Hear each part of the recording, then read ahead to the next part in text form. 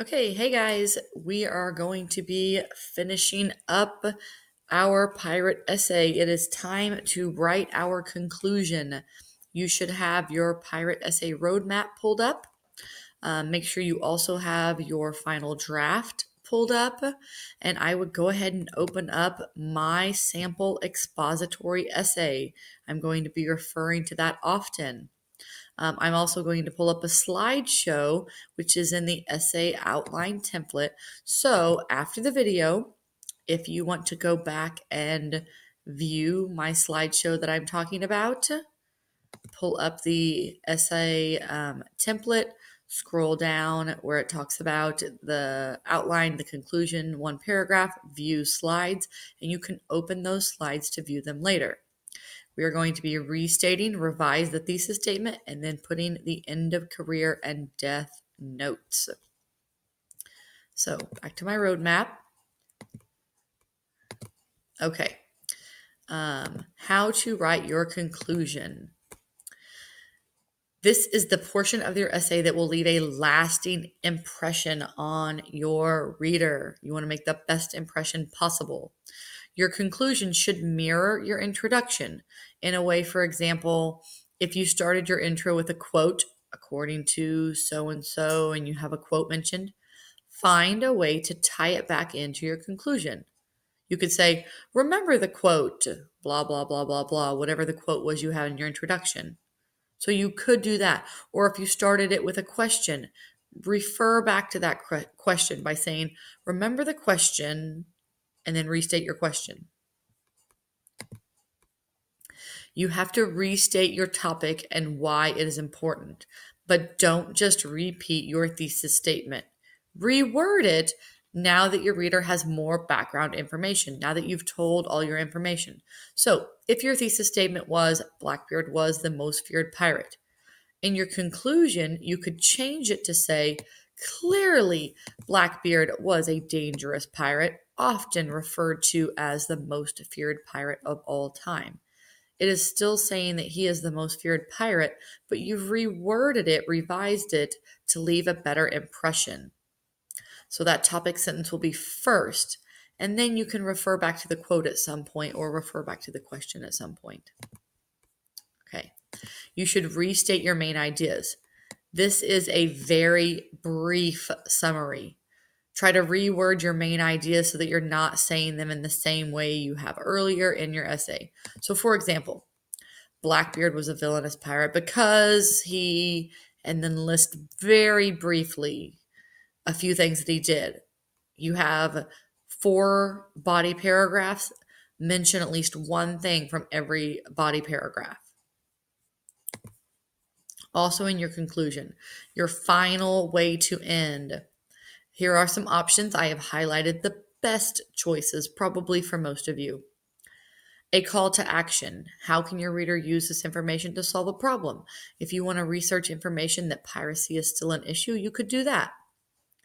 You could focus on the future. What do you want your readers to do with this information now that they've learned it from you? How can they apply it?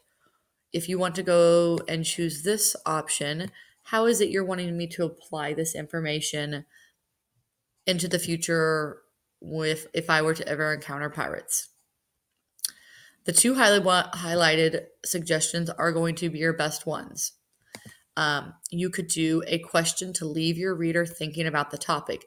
This could be referring back to the question that you mentioned in your introduction paragraph. So kind of revising the question or coming up with a new question. Or you could have a powerful quote or statement from the article about how pirates influence the world. Okay, those are some options there. Finally, what not to do. Don't introduce any new topics or evidence in your conclusion. This is not the time to give me any new details about your pirate. Don't say things like, now you know about how pirates stole things, or now you know about Blackbeard. This is not formal writing. Do not write, now you know.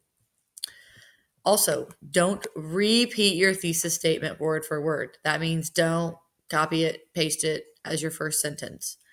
restate it in a different way, having the same meaning, but in a different format.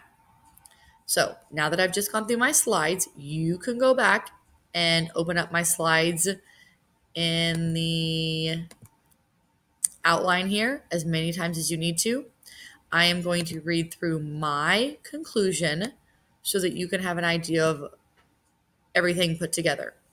So I have my thesis statement highlighted. I'm going to go back to my introduction.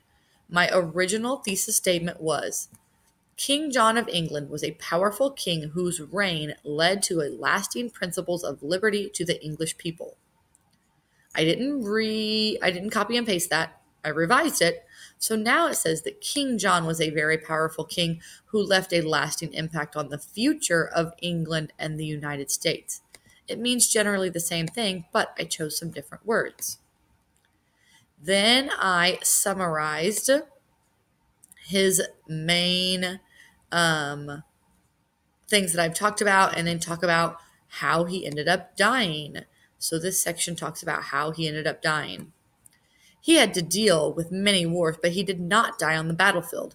With his short temper and cruel manner, it is believed that he was given poisoned ale or fruit.